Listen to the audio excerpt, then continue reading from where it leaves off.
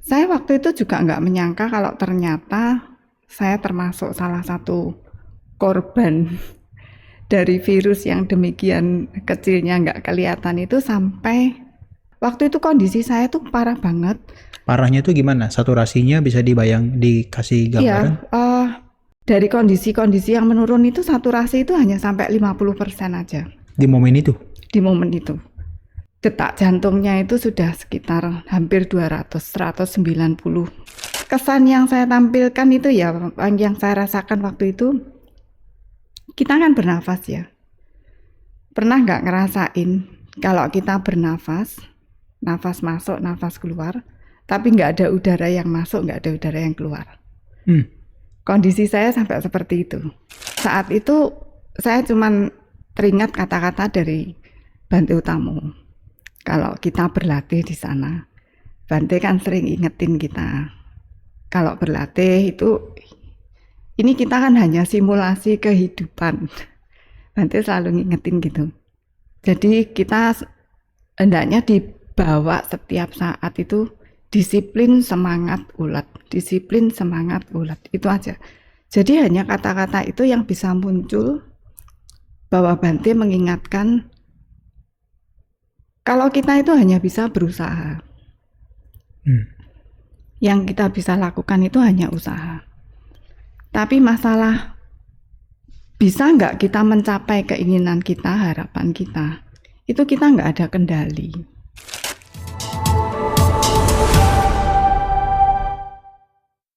Halo teman-teman, kembali lagi di Open Room bersama saya Abisarano Johan. Dan hari ini kita sudah kedatangan satu narasumber, itu adalah Bu Feni dari Surabaya, yang mana adalah salah satu praktisi meditasi yang backgroundnya adalah sebetulnya ibu rumah tangga, tapi banyak mendalami tentang meditasi.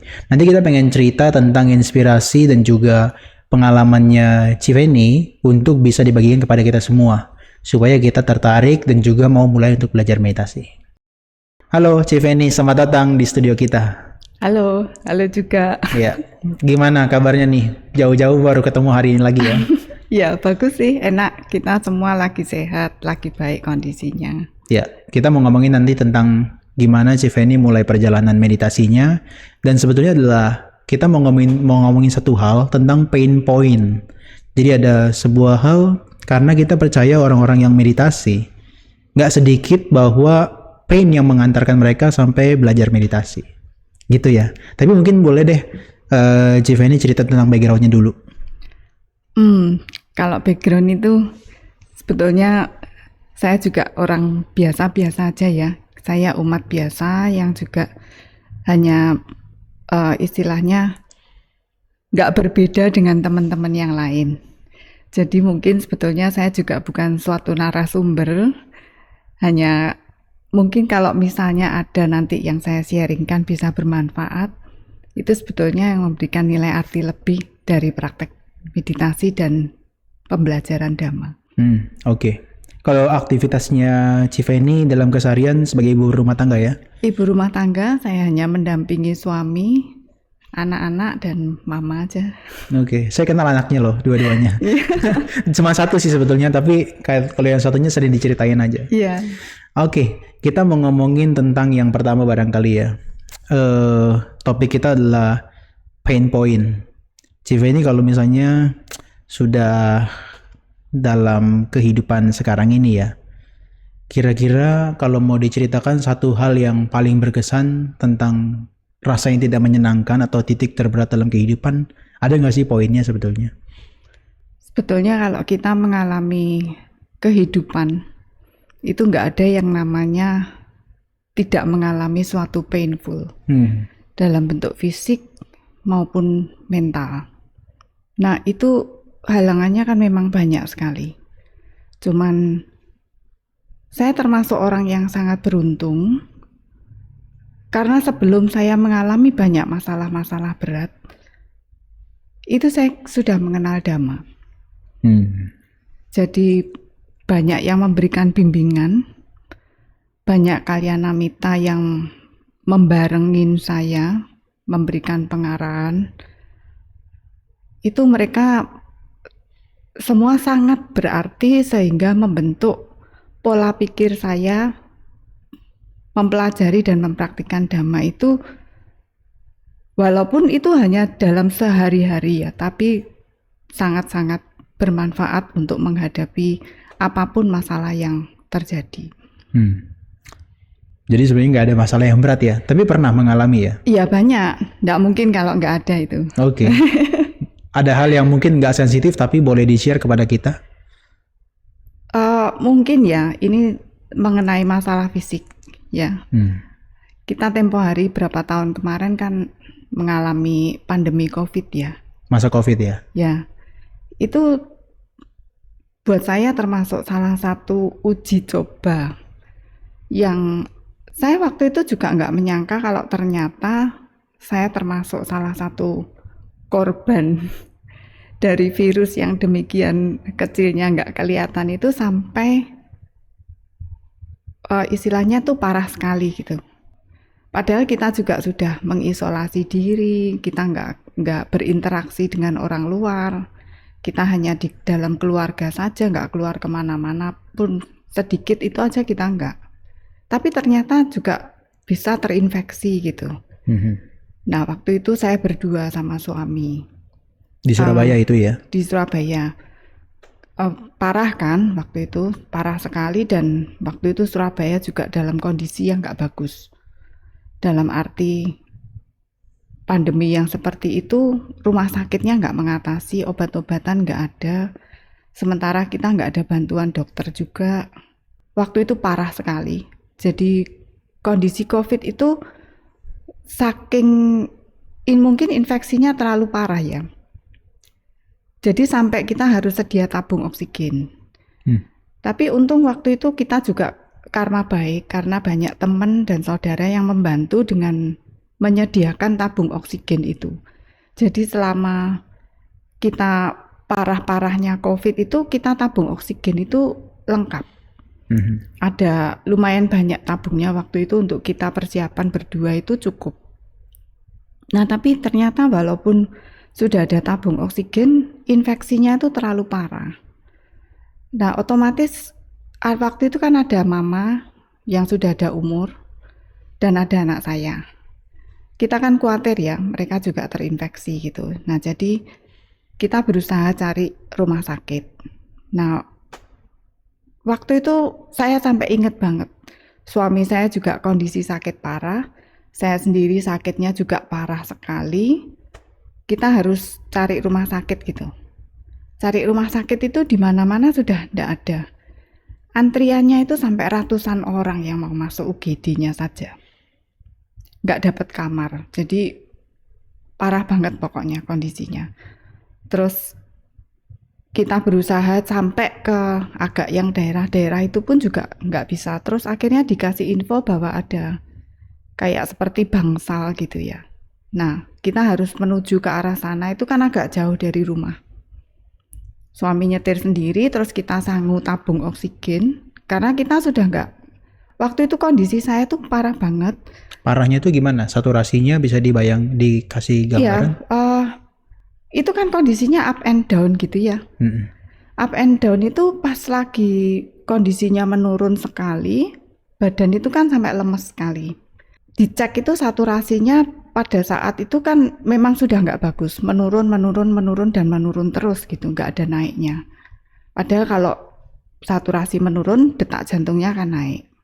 Nah kita kondisi kayak gitu harus nyari rumah sakit yang nggak ada bednya, nggak ada antrian masuknya. Itu sampai di mobil, saya ingat banget sampai kesan yang saya tampilkan itu ya, yang saya rasakan waktu itu, kita kan bernafas ya. Pernah nggak ngerasain kalau kita bernafas, nafas masuk, nafas keluar, tapi nggak ada udara yang masuk, nggak ada udara yang keluar. Kondisi saya sampai seperti itu. Jadi saya nggak tahu itu berapa lama terjadi di mobil. Saya juga nggak berani saya ngomong sama suami saya kondisi kayak gitu, karena suami saya pasti orangnya kan suka panik gitu loh. Saya nggak mau dia nyetir terus sudah kondisi sakit masih harus panik sama saya yang nggak bisa nafas gitu. Nah itu kan di tangan dipasang terus itu kondisi saturasinya. Saya sampai juga nggak ngerti kenapa dari kondisi-kondisi yang menurun itu saturasi itu hanya sampai 50% aja Di momen itu. di momen itu. Detak jantungnya itu sudah sekitar hampir 200, 197 atau 198, saya nggak ingat. Hampir 200 tapi. Tapi kondisinya masih agak sadar. Kondisi saya sudah pikiran sadar, saya tahu keadaan badan saya tahu bahwa nafas saya bisa berusaha untuk nafas tapi nggak ada udara masuk. Untuk menggerakkan ujung jari saja, itu sudah nggak bisa. Jadi hanya betul-betul diem waktu itu di mobil kan, sudah nggak bisa apa-apa. Ujung jari aja saya nggak bisa bergerak, hanya untuk berusaha membuka jendela supaya ada udara masuk ke mobil itu tangan saya sudah nggak bisa bergerak. Jarinya untuk memencet tombolnya itu sudah nggak bisa. Jadi saya kan wah ini kok kondisinya parah ya. Saat itu saya cuman teringat kata-kata dari Bante Utomo. Kalau kita berlatih di sana, Bante kan sering ingetin kita. Kalau berlatih itu, ini kita kan hanya simulasi kehidupan. Bante selalu ngingetin gitu. Jadi kita hendaknya dibawa setiap saat itu disiplin semangat ulat, disiplin semangat ulat, itu aja. Jadi hanya kata-kata itu yang bisa muncul bahwa Bante mengingatkan kalau kita itu hanya bisa berusaha. Yang kita bisa lakukan itu hanya usaha. Tapi masalah bisa nggak kita mencapai keinginan kita, harapan kita, itu kita nggak ada kendali. Kita hanya bisa mengusahakan, tapi kita nggak tahu hasilnya bagaimana. Nah, di saat itu saya merenungkan bahwa oke, Bante sudah berpesan bahwa kita disiplin semangat ulet ya. Saya nggak akan lepas dari semangat. Bahwa pelatihan itu adalah pelatihan yang harus kita bawa sehari-hari. Kita harus tetap semangat. Jadi saya akan tetap semangat, saya tetap berusaha. Saya nggak akan berhenti bernafas. Nggak akan berhenti bernafas. Karena nggak ada yang bisa saya lakukan lagi. Dan bernafas itu pun nggak ada udara yang masuk gitu. Iya. Saya tahu pasti bahwa ini nggak ada udara yang masuk. Saya akan tetap bernafas, tapi saya tahu bahwa harapan itu hanya harapan saya. Apakah bisa terjadi? Kita nggak pernah tahu. Jadi saya ngomongin diri saya sendiri waktu itu bahwa saya merelakan kehidupan ini. Saya merelakan kehidupan ini, istilahnya kalaupun usaha saya tidak memberikan hasil, dalam arti saya harus meninggalkan kehidupan ini ya oke. Saya relakan. Karena apa? Kita nggak bisa mengendalikan kehidupan itu. Kita nggak bisa mengendalikan nafas itu sendiri. Jadi ya sudah, saya relakan dan saya sudah berterima kasih bahwa selama masa hidup ini saya sudah mengenal Dhamma dan saya bisa mempraktikkan Dhamma itu. Saya cuma bisa berterima kasih sama teman-teman yang sudah memberikan saya bekal gitu. Terus waktu itu oke, setelah saya selesai, saya nggak akan, istilahnya kalau bahasa Jawa, saya nggak akan gandoli apapun. Semua saya lepas, gitu. Dan terus saya berlanjut ke perhatian saya arahkan ke nafas. Terus menerus ya. Terus menurut saya hanya tahu nafas masuk, nafas keluar. Jadi saya, tapi kan ya itu hanya konsep ya sebetulnya karena sudah tidak ada nafas. Nafas masuk, nafas keluar. Saya nggak tahu berapa lama seperti itu terjadi. Sebisa mungkin saya perhatikan. Terus nggak lama saya dengar suami saya tuh manggil. Van, Van, ya apa? Saya dengar. Terus saya cuma bisa jawab, enggak apa-apa. Saya cuma bisa bilang gitu. Terus, ya apa kondisinya? Enggak apa-apa. Wes, lu fokus saya sama nyetir, enggak apa-apa. Waktu itu saya nggak bisa gerak, tapi saya bisa mengucapkan kata-kata itu. Terus dia nanya lagi, ya apa saturasinya? Baru mata saya arahkan ke layarnya situ. Ternyata dari 50 itu naik bisa jadi 70. Oh. Jadi hanya dengan saya memperhatikan nafas itu tadi, dia bisa baik. Bisa, walaupun itu jauh dari yang diidealkan.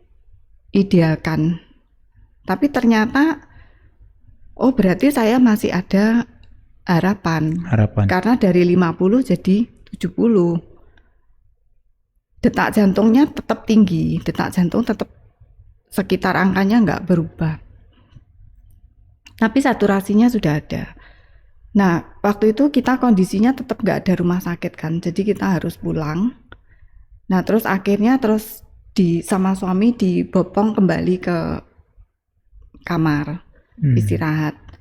Tapi setelah itu kondisinya bisa membaik. Jadi, saya hanya kalau tiap kali saya merenungkan ya, saya ini beruntung banget gitu loh. Karena kan pas itu banyak yang nggak bisa melewatkan. Dan mungkin saya pun juga hampir nggak terlewat, tapi nggak tahu kenapa kok juga masih bisa dikasih kesempatan lagi gitu untuk saya melayani keluarga dan mempraktikkan Dhamma. Jadi ya buat saya itulah yang penting kalau kita bisa mempunyai suatu pedoman, pegangan untuk membawa kita berpikir baik. Hasilnya baik ya syukur, bagus. Hasilnya nggak baik, nggak sesuai dengan harapan kita harus belajar untuk menerima apa adanya.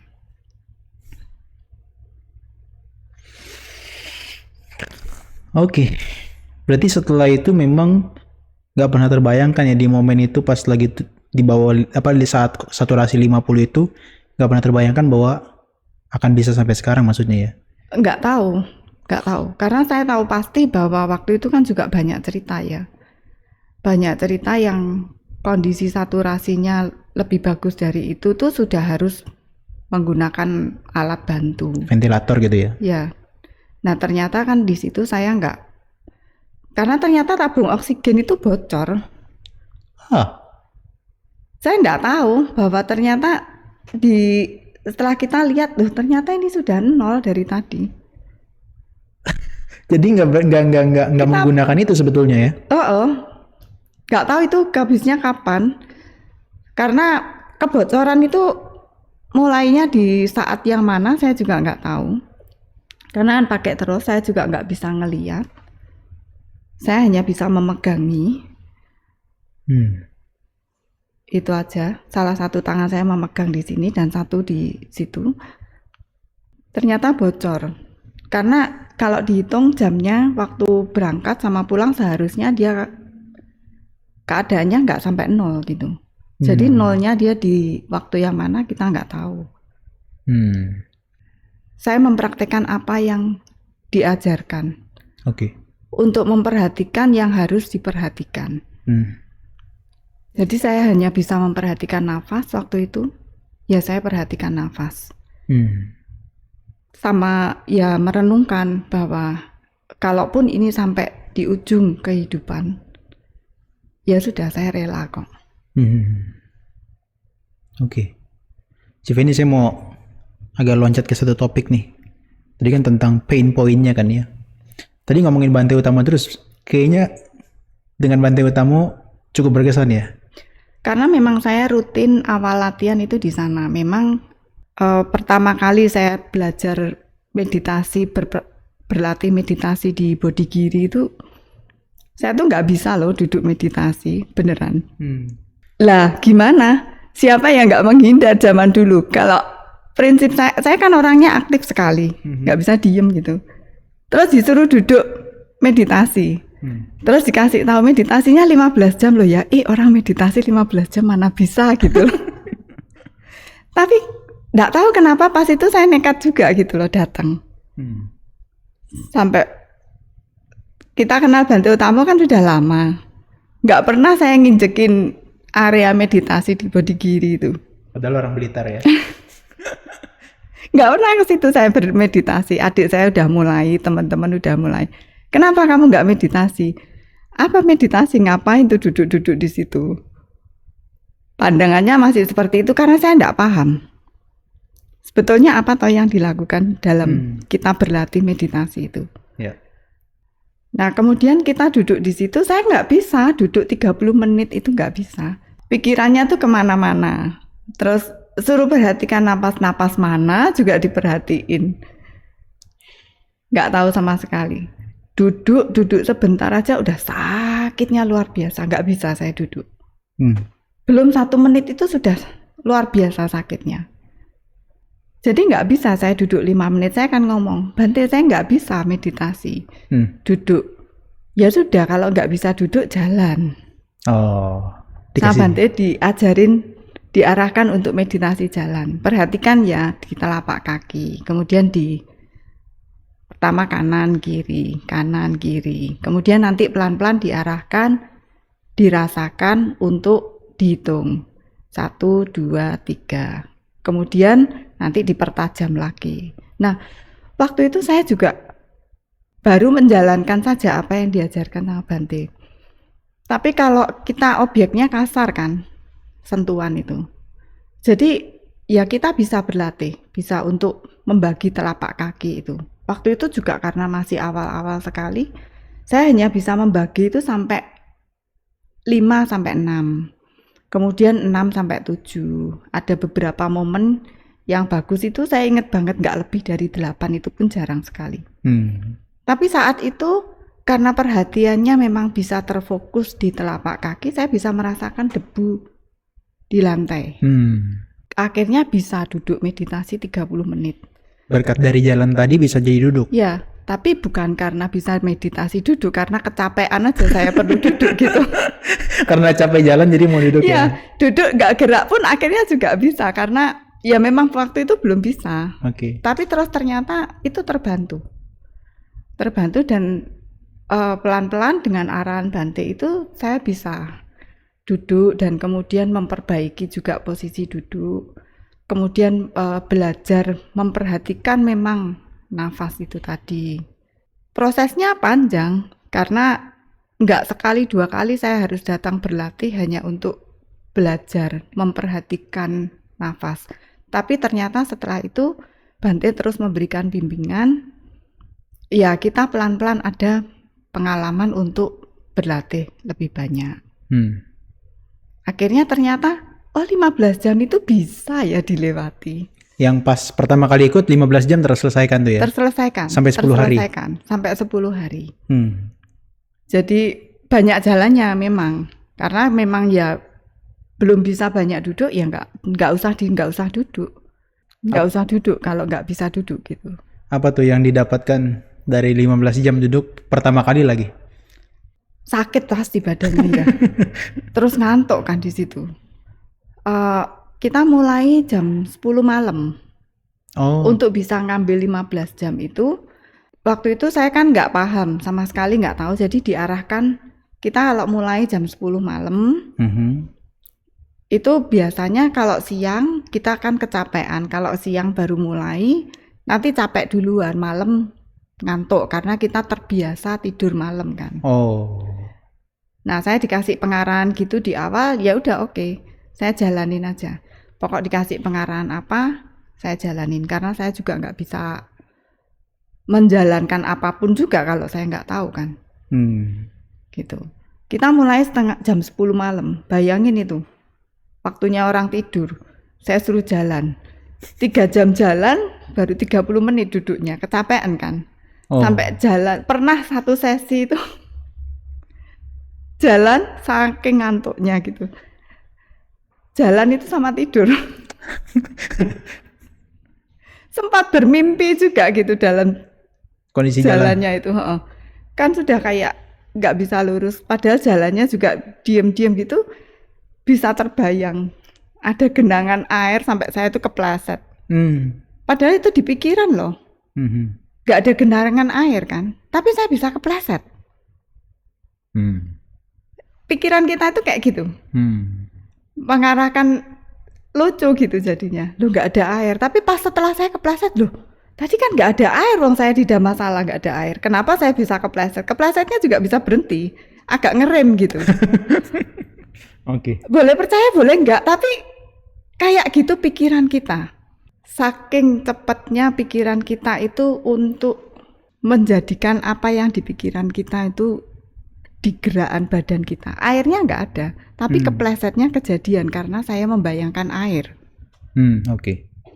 Dari pengalamannya Civa ini kan ikut pertama kan lebih banyak jalannya tuh ya. Banyak orang di luar sana kalau mau meditasi, pertama kali meditasi mau langsung duduk tenang tuh. Berapa kali ikut di sana baru bisa duduk dengan nyaman? Itu sebetulnya tergantung banyak kondisi ya. Kita nggak bisa langsung ngomong kita duduk dengan nyaman. Karena kembali kalau kita berlatih meditasi itu kita melatih suatu keterampilan. Nah, keterampilan untuk cepat memegang objek dan tahan lama. Cepat dan tahan lama ya? Cepat dan tahan lama. Nah, kalau kita tidak mengenali objek untuk dilihat, diperhatikan, otomatis kan kita membutuhkan waktu agak lama untuk memegang objek tersebut. Nah, itu kan kita juga harus pikiran kita bagaimana keterampilannya terhadap objek itu. Itu saya bilang sih nggak hanya tergantung pada kita berlatih di suatu center. Berlatih di suatu center itu kita diuntungkan karena kita bisa intensif ya, nggak ada gangguan gitu kan. Nah tapi di sehari-hari kita juga harus banyak ditunjang hal. Kita harus tetap sebanyak mungkin memberikan mindfulness di kegiatan kita. Mungkin nggak terlihat kan kita kegiatannya setiap hari ya sama gitu kan. Mungkin kita nggak bisa setiap saat 100% gitu. Tapi saya ingat waktu itu Pak Slamet memberikan kita pesan gitu. Sampai sekarang saya pegang Pak Slamet istilahnya zero sum game. Kayaknya simple gitu ya. Tapi kalau kita memikirkan suatu hal, berarti yang lain nggak bisa ikut dong. Karena kita hanya bisa memegang satu pikiran gitu. Nah, jadi kalau pikiran ini diisi dengan pikiran baik, otomatis kita akan nggak berpikir pikiran jelek. Nah, itu yang kita latih aja. Kita bisa 1 detik, ya 1 detik. Kita bisa 5 menit, bagus sekali. Karena kalau keseharian kan kita gampang sekali kepleset gitu. Tapi dimulai dengan 1 detik, 1 momen pikiran itu untuk diperbanyak dan diterampilkan. Itu kan untuk melatih kita cepat memegang objek dan tahan lama. Di kehidupan sehari-hari, banyak macam objeknya.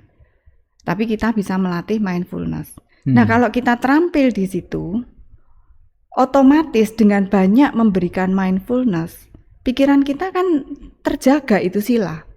Dalam bentuk perbuatan, dalam bentuk ucapan. Walaupun saya nggak terampil banget. Tapi paling enggak pada saat itu kalau kita berpikir,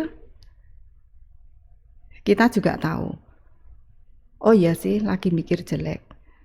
Cuman kadang-kadang nahan itu kalau sudah terlanjur berucap itu kan susah ya. Oh iya sih, ya udahlah. Tapi saya setuju tentang tadi bilang bahwa meditasi itu nggak bisa langsung nyaman gitu kan ya. Dia banyak banget kondisinya dan disebut sebagai keterampilan. Saya pernah latihan di sana juga, meskipun cuma sekali. Tapi keterampilan yang dilatih adalah lewat versi 1 dan versi 2. Mungkin Civa ini lebih familiar dengan itu, boleh jelaskan tuh. Apa yang dilatih di sana? Ya, kalau latihan memang kita itu istilahnya belajar dhamma banyak ya. Itu kan kayak rakit. Pada saat kita naik gunung, rakit itu kan nggak diperlukan. Jadi jangan terlalu banyak bawa teori kalau kita berpraktik meditasi. Kita jadi aja orang yang sesimpel mungkin pikirannya itu. Itu pengaruhnya banyak. Supaya kita nggak terkena jebakan Batman dengan berpikir-pikir gitu. Karena kita latihan pada saat berlatih, jalan, duduk, kita taunya cuma objek. Nah, objek itu kita pakai cara yang sesimpel mungkin juga. Karena dari cara manapun, nanti kita memperhatikannya juga objek. Nah, itu ada 2 cara memperhatikan objek itu. Versi 1, apapun yang bukan objek utama maksudnya ya, kita pilih kan. Nah, itu jangan berubah. Kalau kita objek meditasi nafas masuk, nafas keluar, ya itu terus yang dibawa. Objek utama. Jadi apapun yang bukan nafas masuk, nafas keluar, abaikan. Pikiran apapun yang muncul, kegiatan apapun yang muncul, versi 1, balik lagi ke nafas masuk, nafas keluar. Jadi jangkar ya? Balik ke situ terus gitu balik situ terus. Itu supaya pikiran kita itu nggak terlalu nakal gitu. Karena pikiran kita itu saking kreatifnya gitu ya, saking nakalnya gitu. Pasti kita itu berubah-ubah, lompat, cari objek kanan, objek kiri. Akhirnya kita nggak tahu kalau kita sedang nyetir pun kita juga bisa berpikir. Kita sedang cuci piring, kita juga sedang berpikir yang lain. Nah, versi 1 itu untuk melatih kita mengembalikan ke objek utama. Versi 2 itu kalau kita versi 1 sudah cukup kuat, dalam arti kita sudah cukup terampil, tidak terlalu banyak bergerak, itu kita bisa mulai memperhatikan objek yang lain yang muncul. Misalnya lagi nafas kan, nafas masuk, nafas keluar. Terus kemudian kita pikir, tadi kamar belum tak kunci loh, pintu rumah belum tak kunci loh, gitu. Nah, kuncinya di mana ya? Jangan gitu. Itu namanya gitu? Melantur. Ya. Tapi pada saat kita berlatih, nafas masuk, nafas keluar, kita ada pikiran yang di luar objek, kita perhatikan ada pikiran itu, kemudian kita hanya membantu dengan memberikan noting bisa, berpikir gitu. Setelah itu kembali ke objek lagi? Kembali ke objek, jangan terlalu lama, karena nanti kita melantur beneran. Takutnya melanturnya itu ya? Iya, jangan melantur. Kita hanya memperhatikan saja kegiatan indrianya. Nah, kalau kita lagi meditasi jalan, kan kita hitung tuh 1, 2, 3 di telapak kakinya kan. Terus ternyata ada bau-bauan yang lewat gitu. Tiba-tiba ada bau asap gitu lewat kan. Orang bakar-bakar di sana. Nggak perlu itu orang ngapain tuh ya jam segini kok bakar-bakar gitu. Nggak perlu. Oh, kita hanya membawi. Karena mungkin lagi indrianya itu lagi kuat. Jadi pikiran itu berubah objek memperhatikan nafas menjadi memperhatikan objek bau asapnya itu ya. Nah, kita bisa memberikan noting, membantu supaya memang pikiran kita itu hanya terarah di satu objek, membawi. Indrianya yang kita sebutkan supaya kita itu nggak terseok-seok dengan ini bau apa ya? Oh, bau asap. Bau asapnya kok kayak gini ya? Kenapa? Akhirnya berpikir-pikir gitu. Malah timbul yang nanti yang aneh-aneh pikirannya ya. Jadi cukup dibatasi aja hanya di kegiatan indrianya. Membawi. Kemudian kalau pas kita terganggu dengan objek suara, mendengar. Oh, mendengar sudah ya, balik lagi ke nafas. Jadi walaupun versi 2 itu kita nggak melantur gitu. Kita hanya memberikan suatu perhatian bahwa kita sedang ada kegiatan indria selain memperhatikan nafas, tapi kemudian dikembalikan lagi. Jangan sampai melantur. Dalam pemahamannya Civeni, versi 1 versi 2 itu apa korelasinya dengan kehidupan sehari-hari? Maksudnya apa hubungannya itu? Apakah bisa digunakan atau hanya saat meditatif doang? Wah, itu setiap saat itu ya. Setiap saat. Boleh dijelasin dikit ya? Jadi misalnya kayak gini nih, kita duduk. Saya sedang berbicara. Kan versi 2 ini. Duduknya kan saya nggak perhatikan dari tadi duduk kan. Ya. Kalau saya versi 1 kan saya duduk, hanya memperhatikan di sentuhan. Sentuhan duduknya situ. Kita pilih salah satu titik poin kan. Nah, tapi kan kita nggak perhatikan di situ. Saya sedang berbicara. Jadi saya fokuskan kegiatan pada pembicaraan itu. Itu versi 2. Oke. Nah, kalau misalnya kita yang lain, kadang-kadang kalau kita kegiatan di rumah tangga kan memang bisa campur aduk. Nanti antara cuci piring, setelah cuci piring belum selesai, ada yang manggil gitu. Nah, itu kita usahakan aja pada saat pergantian objek, itu kita sadari. Bukan berarti dengan kalau kegiatan sehari-hari mungkin susah ya kalau kita memelankan suatu kegiatan. Tapi kita cukup tahu saja. Oh, gini kita cukup tahu bahwa saya sedang memegang piring, dan kemudian saya mendengar saya sedang dipanggil. Nah, kalau misalnya dipanggil sama suami gitu ya, terus dia ngajak ngomong, saya sedang cuci piring, saya kan nggak bisa fokus sama kata-katanya. Saya taruh dulu, sebentar ya, saya taruh dulu, saya beresin, baru saya dengerin dulu apa ya ngomongnya gitu. Jadi ini kayaknya ada hubungannya dengan kalau Bante Utomo punya slogan saat ini saya sedang apa ya? Ya, betul. Itu sebetulnya membantu kita di sehari-hari. Tapi kita bisa melatihnya, diperhalus pergeseran, pergantian objek perhatian itu dengan cara seperti itu. Oke. Saya tertarik tadi ada ngomongin tentang bahwa meditasinya ini adalah modelnya adalah simulasi, latihan simulasi kehidupan. Terus ada ngomong lagi tentang jebakan Batman.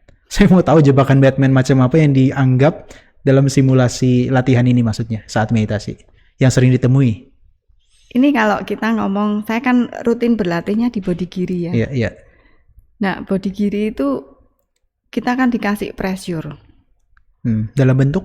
Pressure-nya itu dibilang di awal 15 jam gitu kan. Oke. Terus juga Bante itu kan ngajarin kita untuk jujur dan bertanggung jawab sama diri sendiri. Handphone itu nggak pernah diserahkan seperti kalau di center-center yang lain itu kita nitip nih handphone. Padahal kita punya 2 handphone, yang diserahkan 1, yang 1 tetap dipakai gitu kan. Itu kan kita sebetulnya nggak jujur sama diri sendiri gitu. Itu kan merugikan diri kita sendiri. Nah, Bante kan nggak istilahnya nggak mau tahu, bukan nggak mau tahu ya, tapi itu loh barangmu sendiri. Kamu itu sudah grown up.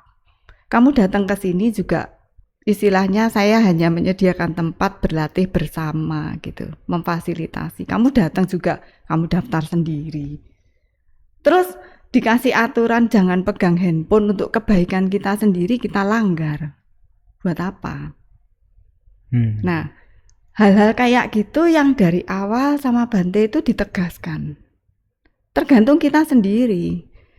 Kita mau nggak nurutin apa yang sudah dipesankan sama orang yang sudah berpengalaman meditasi segitunya gitu. Bahwa handphone itu akan mengganggu. Jadi itu kalau kita tahu handphone di situ ada dikasihin charger juga nggak diangkat, ada colokan listriknya kita mau main juga bisa. Nah, kita mau langgar nggak? Bante kan cuma berpesan. Kalau kita nggak langgar, berarti kita nggak kena jebakan Batman yang ada. Gitu. Nah, terus yang lainnya, kita kamar sendiri-sendiri kan. Kita mau tidur anytime bisa. Tapi apakah kita mau tidur? Kita sudah datang di situ dengan niat untuk berlatih. Nah, kita mau ngabisin waktu untuk berlatih, atau kita mau ngabisin waktu untuk tidur? Bante kan selalu pesan, kita ini datang ke sini, kita ninggal orang-orang yang seharusnya kita urusin, kita sayang di rumah. Jadi sebetulnya yang dikecewakan itu bukan Bante. Bante kecewa hanya karena ini loh satu tempat yang seharusnya bisa dipakai orang yang serius berlatih, tapi karena kita nggak serius, jadinya terbuang sia-sia tempat itu kan. Itu hanya itu saja buat Bante. Tapi buat kita itu kerugiannya jauh lebih besar. Karena kita sudah ninggal rumah, ongkos ke sana, kita sudah bersedia mendanakan waktu untuk berlatih 1 minggu gitu kan ya. Tapi kita pakai buat tidur buat apa? Tidur di rumah lah, lebih enak. Nah, jangan sampai terkena jebakan Batman yang kayak gitu. Oke. Kayaknya ada satu lagi yang sering disebut timer. Nah, wah itu luar biasa loh itu timer itu. Gimana tuh? Bener loh. Saya tuh nggak dulu saya jengkel gitu ya. Ini timer bawel banget nggak bunyi-bunyi gitu. Timer saya mati dah. Awal-awal tuh sering gitu. Kenapa sih 30 menit kok rasanya ampun-ampun nggak selesai-selesai. Ya.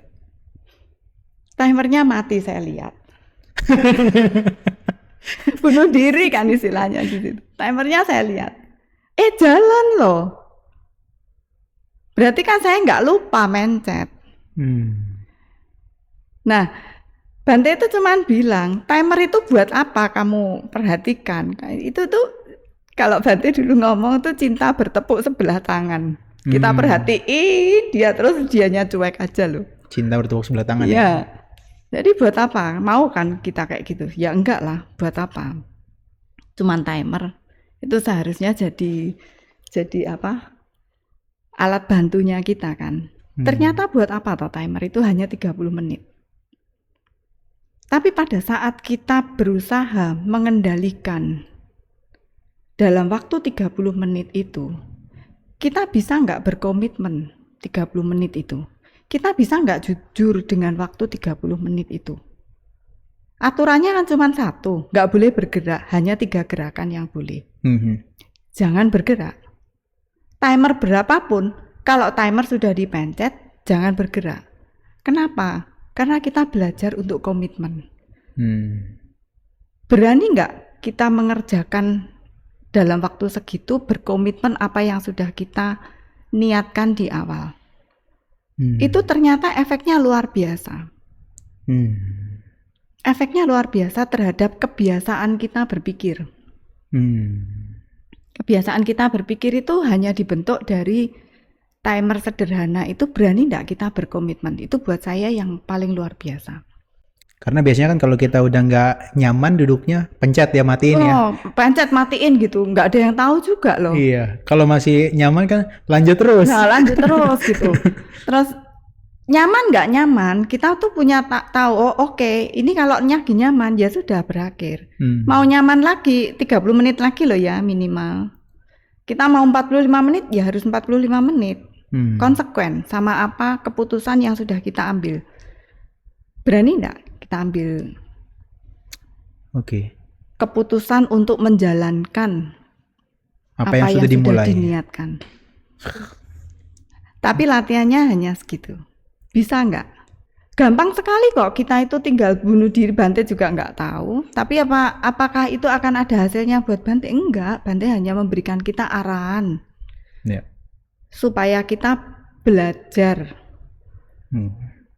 memperbaiki diri sendiri. Dan ternyata setelah semakin banyak saya berlatih ke sana, ternyata saya semakin paham bahwa ruang saya untuk diperbaiki itu lebar sekali. Banyak sekali yang saya harus perbaiki. Ini menarik ini. Ruangnya diperbaiki lebar ya. Tapi saya tertarik juga tadi ngomong tentang motonya itu yang disiplin semangat ulet. Apa transformasi dari sebelum meditasi sampai sekarang yang berkaitan dengan disiplin semangat ulet terhadap kehidupannya Civeni sekarang? Itu semua ya, beneran loh. Disiplin semangat ulet itu sebetulnya kan wujud dari kalau kita berani nggak sih kita memperjuangkan sesuatu, mengerjakan sesuatu. Hal kecil pun kalau kita nggak ada disiplin semangat ulet, itu juga teledor kok. Di semua hal. Mulai dari kita belajar, mulai kita dari rumah tangga sehari-hari, hal-hal kecil-kecil itu. Kalau kita selalu ingat bahwa dengan disiplin semangat ulet, itu kita jauh lebih gampang melaluinya. Karena apa? Kita tahu bahwa, ini tadi loh, komitmen kita untuk menyelesaikan apa yang sudah dimulai. Meskipun nggak menyenangkan kondisinya ya. Meskipun tidak menyenangkan ya kita berjuang. Karena apa? Kita ada disiplin, kita ada semangat, dan kita nggak mudah menyerah, kita ulet. Oke. Civeni, dari pengalaman yang tidak menyenangkan tadi, yang di awal dicerita, saya mau balik lagi. Disiplin, semangat ulet, kemudian keterampilan versi 1, versi 2, dan apapun yang pernah dilatih dalam praktek meditasinya. Gimana hubungannya yang mungkin Civeni bisa jelaskan? Sampai bisa melalui proses yang nggak nyaman tadi, bisa sampai sekarang seperti ini. Mungkin kalau saya yang ditanya, ya saya hanya bisa menjalankan bahwa saya berlatih apa yang Bante wajangkan ke saya. Saya belum banyak pengalaman juga. Saya masih tahap, istilahnya saya perlu banyak berlatih, saya perlu banyak bekerja untuk memperbaiki diri. Itu yang membuat saya, saya harus terus berpraktek, saya harus terus belajar. Itu saling membantu dalam memperbaiki pola pikir paling enggak. Pola pikirnya dulu harus dikalibrasi supaya kita bisa menjalankan itu lebih baik. Kalau kita belajar, otomatis pola pikir kita kan semakin luas, semakin dalam. Kita baru bisa memperbaiki kebijaksanaannya kita. Tapi kebijaksanaan kita kalau nggak ditunjang dengan energi, kita juga hanya berpikir-pikir saja gitu. Ya.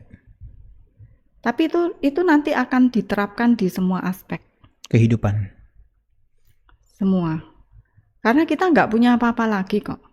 Kita sama sekali nggak ada apa-apa lagi. Badan ini hanya alat aja yang saat ini terjadi.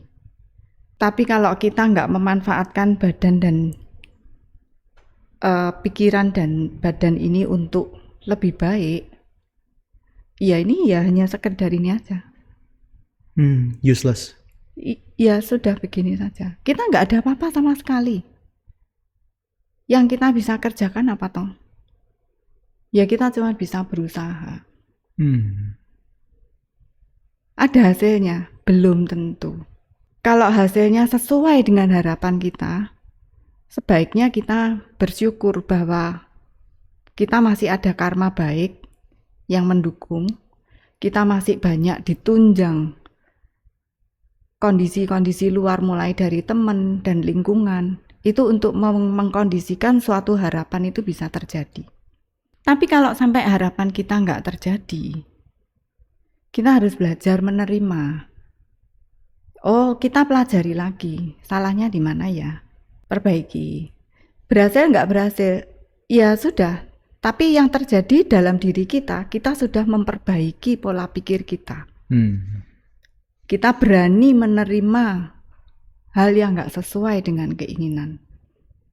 Saya undang Civeni sebenarnya adalah satu yang saya pertimbangkan selain praktisi adalah pembelajar aktif, senang belajar. Oke. Dan saya yakin itu adalah yang membentuk sampai sekarang ya. Ya. Tapi saya mau ajak Civeni berada dalam satu kondisi di mana seandainya nggak pernah mempelajari itu semua, nggak pernah mempraktekkan itu semua, tanpa apapun tentang meditasi, tentang dharma, kira-kira gimana menjalani kehidupan ini? Terus terang saya nggak berani membayangkan. Setelah banyak hal yang saya lalui, yang dibilang painfulness itu tadi, itu saya pasti kok nggak akan bisa melalui kalau saya belum dapat bekal. Jadi saya hanya bisa melalui itu karena saya sudah diberikan bekal. Makanya saya hanya bisa bilang saya ini beruntung banget. Saya bisa kenal sama orang yang bisa mengajarkan dhamma yang baik untuk saya. Buat pegangan itu aja. Jadi kalau ditanya, kalau misalnya saya enggak ada, wah, kayaknya enggak akan ada satupun yang terlewatkan ya. Karena aslinya saya juga bukan orang yang, mungkin saya bukan orang yang jelek, saya enggak pernah nyuri, saya enggak pernah korupsi, saya enggak pernah membunuh. Mungkin saya bukan hal-hal yang kayak gitu yang saya lakukan. Tapi kan banyak hal lain yang saya bisa lakukan dengan tidak baik kalau saya nggak kenal Dhamma. Hmm. Itu yang selalu saya bilang, kenapa kita itu masih banyak ruang untuk diperbaiki, karena saya masih jauh kalau saya mau memperbaiki dan kita jujur sama diri sendiri. Makanya saya diundang Johan di sini tuh saya malu betulnya.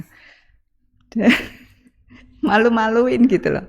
Saya nggak sehebat itu untuk bisa men-sharingkan apa yang saya pelajari. Karena semakin saya belajar, semakin saya tahu bahwa diri saya itu banyak yang harus diperbaiki.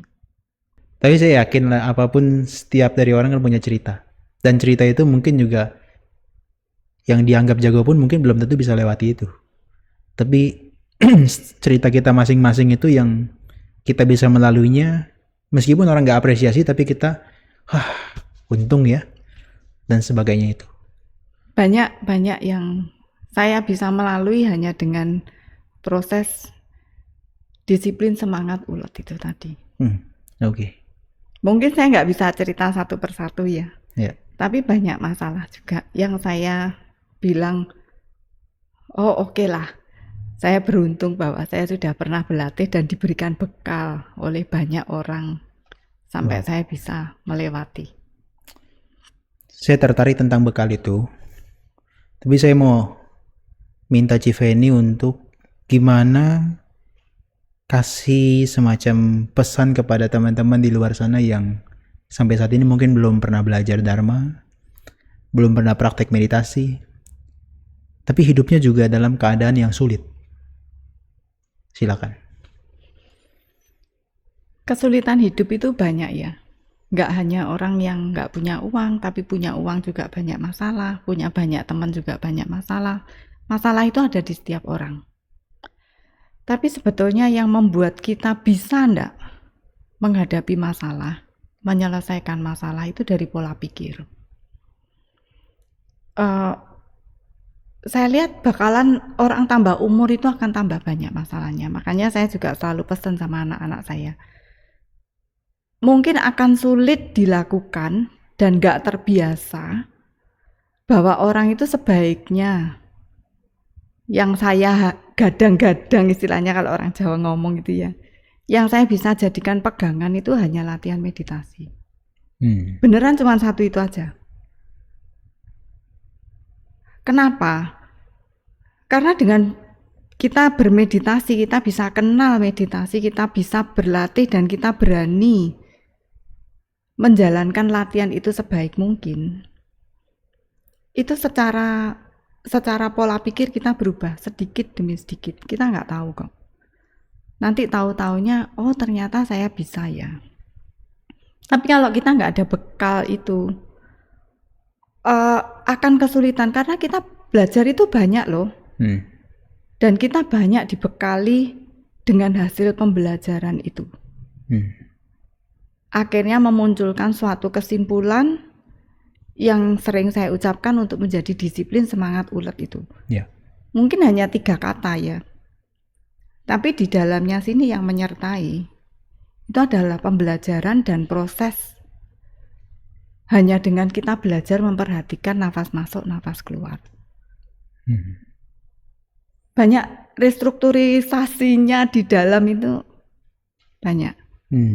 Hanya sekedar kita belajar duduk dan kemudian kalau kita rasa sakit, bagaimana kita memanajemen rasa kasar dari sakit itu tadi. Itu melatih kita. Melatih kita punya sikap mental dan pola pikir ya. Itu duluan. Karena kalau kita sudah punya sikap pola pikir dan mental yang baik, kita bisa melihat masalah itu dengan lebih netral. Oke.